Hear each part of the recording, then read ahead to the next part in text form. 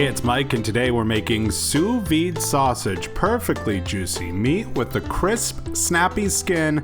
This is the way to cook sausage at home. So with Sous Vide, we always start by placing our meat into a vacuum sealer bag. Now you want to get fresh sausage. That sausage that's still raw meat in the inside, not hot dog like at all. That's not what we're going for here. Place it in a single layer. We don't want to bunch it up. One flat layer in that vacuum sealer bag, and then using a vacuum sealer, remove all the air from it so that the water gets in contact with our sausage and cooks it perfectly.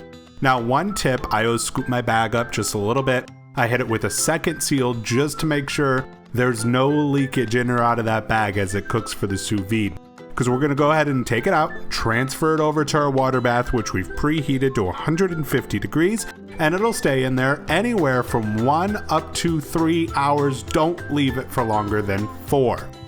Now, when it's done, take it out. It'll still be warm, and place it on a baking sheet for 10 minutes before we sear it. Now you'll notice now, because we haven't seared it, it's kind of gray, it's kind of ugly. Don't worry, we're gonna fix that in a hot pan in just a second.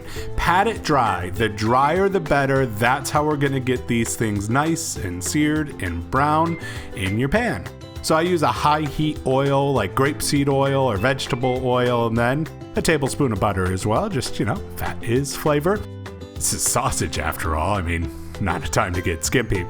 So we let that melt, and then we'll start adding our sausage to the pan. Now what we're gonna do here is cook it for 30 seconds on every side. We'll flip it as we go, let it brown a little bit, flip and flip and flip until that sausage is pretty evenly brown. Now, why do we only cook it for 30 seconds on a side? Because the goal here is just to cook the skin, not to go through and raise the temperature of the meat. We have the meat inside exactly where we want it. It's 150 degrees for medium, juicy sausage. We just want to sear the outside and get that snappiness to it. So as it cooks, we flip it over just like you see here, starting to get that nice brown color. You kind of rotate it. Now you might have to use your tongs and hold sausage on its side to get those rounded edges that it might not just sit easily on. And before long, you get something like this. Nicely golden brown sausage.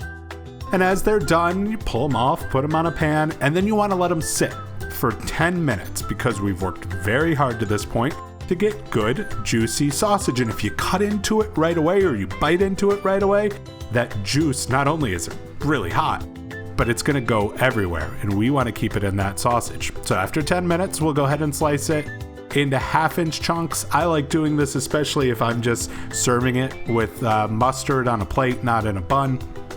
Good bite-sized chunks, about 1/2 inch or so wide, and as you see, nice, juicy sausage with a snappy crust. That's what we get in the end.